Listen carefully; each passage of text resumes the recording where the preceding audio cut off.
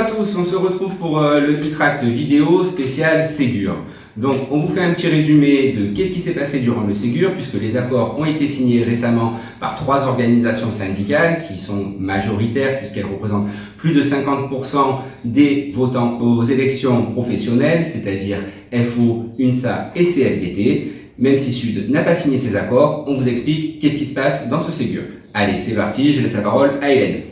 Ça y est, le Ségur de la santé est enfin terminé. Les organisations syndicales présentes ont apposé leur signature sur l'accord du gouvernement, à savoir 3 organisations syndicales, CFDT, UNSA et FO. Ces 3 organisations ensemble représentent 50% du personnel, ce qui fait que la signature de cet accord est donc majoritaire. Le syndicat Sud n'approuve pas cet accord signé, d'ailleurs il n'en est pas signataire, et nous continuons à porter nos revendications qui n'ont pas trouvé d'écho au gouvernement. Celles-ci sont également portées par plusieurs collectifs interhospitaliers. La première thématique du Ségur concerne les salaires. Et sans surprise, le compte n'y est pas. En effet, des revalorisations sont proposées, mais elles ne compensent pas l'austérité financière de ces 10 dernières années. Première mesure, donc, l'augmentation des salaires. Le gouvernement a proposé une revalorisation salariale de tous les agents hospitaliers en 2 temps. C'est parti, soyez attentifs, on vous explique les modalités de la revalorisation. La revalorisation se fera par la prise de 49 points d'indice. Cette prise de points d'indice se fera en 2 temps. Première étape pour septembre 2020. Première prise de 24 points d'indice, ce qui équivaut à peu près à 90 €. Deuxième étape, une revalorisation en mars 2021, avec de nouveau 25 points d'indice, ce qui équivaudra en mars 2021 à peu près à 93 €. Petite subtilité, ces revalorisations salariales ne prendront effet, attention, qu'en janvier 2021. Pourquoi janvier 2021 ? Tout simplement parce que la loi du financement de la sécurité sociale est votée par le gouvernement en décembre. Cette loi permet de fixer ce qu'on appelle l'ONDAM, l'objectif national des dépenses d'assurance maladie. Pour résumer et faire bref, celui-ci octroie le budget et les financements des hôpitaux publics, ce qui va générer l'enveloppe des revalorisations salariales. En bref, tous les agents de la fonction publique hospitalière, en janvier 2021, percevront le rappel de septembre, octobre, novembre, décembre et janvier, à savoir un montant équivalent à peu près à 450 €. Dans une deuxième étape, 93 € sera rajouté aux 90 € précédents à partir du mois de mars 2021, ce qui va faire un total de 183 € net par mois à partir de mars 2021. Nous sommes encore bien loin de notre revendication chez Sud qui était 300 € net par mois pour tous. Ce qui aurait permis un rattrapage de l'austérité subie durant ces 20 dernières années dans la fonction publique hospitalière. De même, dans le privé, le Ségur a prévu aussi des augmentations de salaire, à savoir 160 € net par mois pour le secteur privé.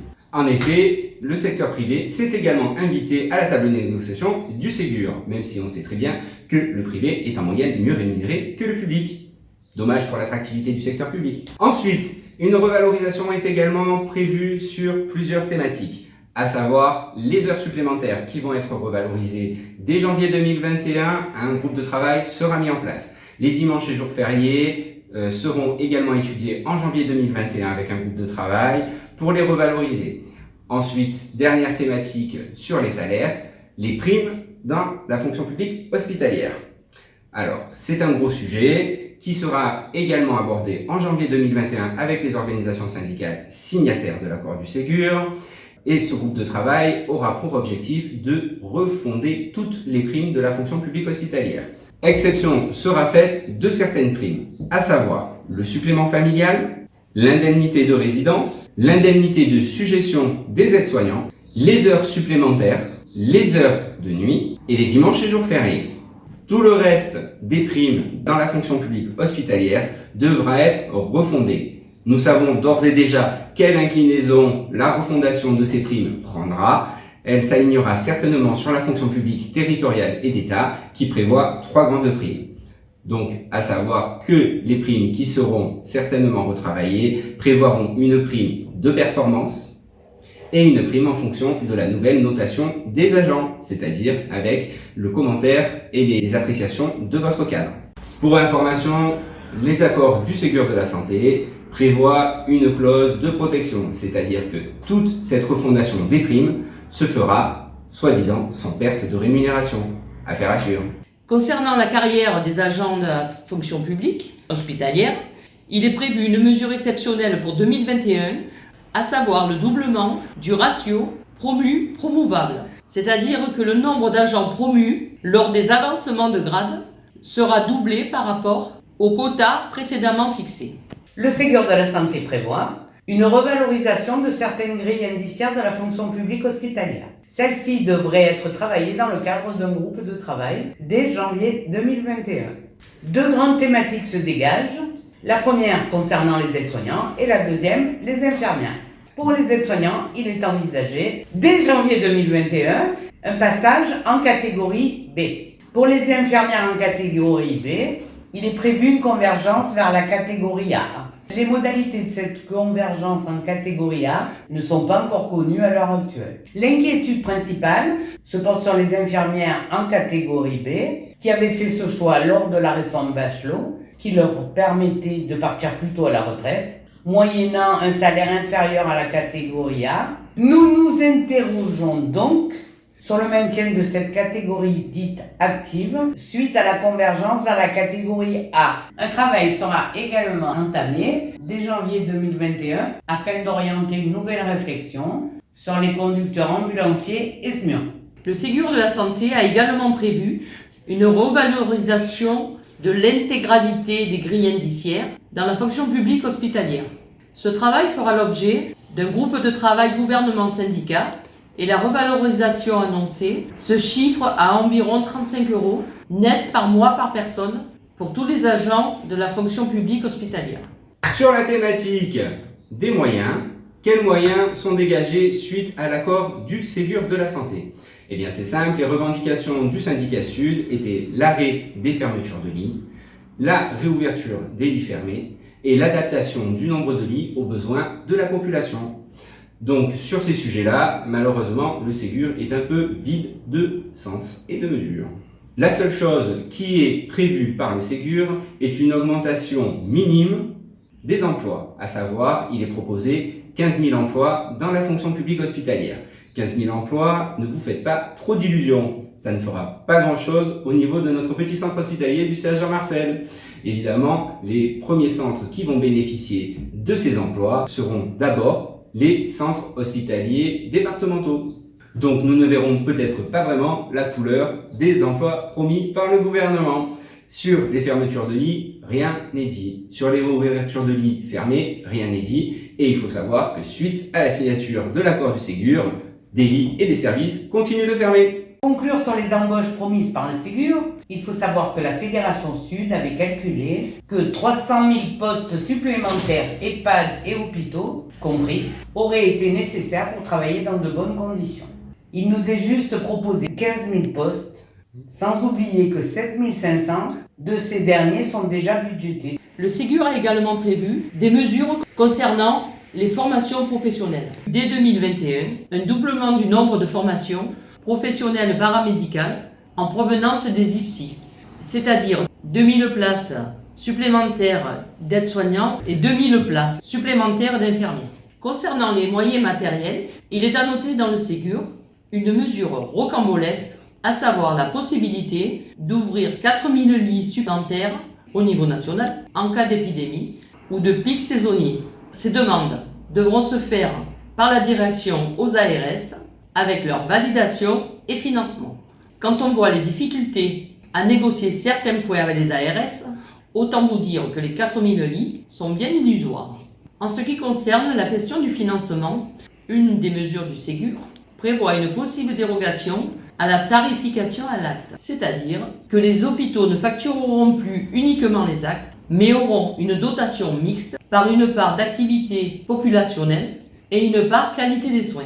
Cette mesure est rendue possible par la volonté des centres hospitaliers. Autant vous dire que peu de centres hospitaliers, dont le nombre qui se trouve en difficulté est en augmentation, ne prendront pas le risque de tester cette nouvelle formule. La mesure annoncée du rachat de la dette des hospitaliers est toujours d'actualité et d'ailleurs actée dans le Ségur, à savoir le rachat d'un tiers de la dette des hôpitaux publics. Quid? Que ferons-nous des autres 2 tiers? La même chose que d'habitude. Un budget supplémentaire est également prévu de 2,1 milliards d'euros pour l'investissement dans le numérique, ainsi que dans le mobilier et l'immobilier. Nous espérons une possible rénovation pour le CH de Brignoles. Comme on dit chez nous, l'espoir fait vivre. Dans le secteur du financement, nous relèverons la création de la 5e branche, à savoir la branche autonomie, qui concerne plus précisément le médico-social et le secteur gériatrique. La création de cette 5e branche sera financée entièrement par la sécurité sociale et devrait permettre, selon le gouvernement, un financement plus efficace. Nous le verrons bien. Concernant la gouvernance des hôpitaux, quelques mesures viennent parsemer le Ségur, à savoir que l'administration ne sera plus seule décisionnaire sur l'hôpital. Il est en effet prévu une redéfinition des missions des comités médicaux des établissements constitués de médecins. Cette instance devra décider de manière plus prononcée les orientations que l'hôpital prendra concernant les projets médicaux. De même, les élus locaux et territoriaux seront inclus plus fortement dans les décisions concernant l'hôpital, avec la création du conseil territorial. Enfin, dernière mesure du Ségur, et non des moindres, il est prévu la mise en place d'un plafond réglementaire pour les médecins intérimaires. Tout contrat d'intérim dépassant ces plafonds pourra faire l'objet de poursuites judiciaires, avec condamnation. Lorsque le gouvernement donne d'un côté, il doit reprendre de l'autre. Il est prévu un certain nombre de mesures sur l'organisation du temps de travail. Une des belles promesses du Ségur, qui nous fait déjà gentiment sourire, prévoit l'amélioration des remplacements avec la mise en place de chartes de fonctionnement des poules de remplacement et une montée en compétence de ces derniers pour pouvoir permettre un remplacement de tous les arrêts supérieurs à 48 heures. Serait-ce la fin des auto-remplacements en interne dans chaque service? Nous verrons cela en janvier 2021. Une mesure atypique vient rythmer le Ségur, à savoir la possibilité de budgéter un quota d'heures supplémentaires à réaliser mensuellement ou annuellement via une contractualisation. La création d'un forfait jour viendra encadrer les cycles de travail en fonction de l'activité des services. Ces derniers pourront varier entre 32 heures et 40 heures. Une nouvelle attaque contre les 35 heures. Petit bonus supplémentaire, les agents titulaires pourront également se porter volontaires auprès des directions pour réaliser un quota mensuel ou annuel d'heures supplémentaires. Après les attaques sur les cycles de travail, on attaque également les amplitudes horaires, à savoir que au jour d'aujourd'hui, vous bénéficiez entre 2 postes d'un repos obligatoire de 12 heures. Avec le Ségur de la santé et la signature des accords, vous n'aurez droit qu'à 11 heures de repos entre 2 postes. Enfin, une dernière mesure sur les comptes épargne-temps. Ceci devrait être harmonisé avec les comptes épargne-temps de la fonction publique territoriale et la fonction publique d'État, à savoir que les comptes épargne-temps devraient être monétisés. Donc nous attendons cette mesure pour une harmonisation entre les 3 versants de la fonction publique. Concernant les modalités de mise en place des 11 heures de temps de repos entre 2 postes, la possibilité sera offerte par des accords internes locaux à déterminer par chaque organisation syndicale en partenariat avec les directions. Et nous n'oublions pas non plus qu'une généralisation des 12 heures dans les services est également envisagée. Encore une nouvelle attaque contre les 35 heures. Pour conclure, que penser de ce Ségur? Certaines mesures étaient attendues, elles ne sont peut-être pas à la hauteur de nos exigences, mais c'est déjà un premier pas. Évidemment, nous n'avons pas rattrapé l'austérité que nous avons vécue dans la fonction publique hospitalière depuis 20 ans. Certains syndicats ont pris la décision de signer cet accord. Sud a refusé de signer l'accord. Il participera néanmoins au groupe de travail du Ségur pour essayer de faire remonter nos revendications au mieux et de calquer au mieux à nos revendications. Nous continuerons de vous tenir informés sur les évolutions du Ségur, sur les réformes à venir et sur les travaux en cours. Merci à tous de votre attention et je vous dis à bientôt.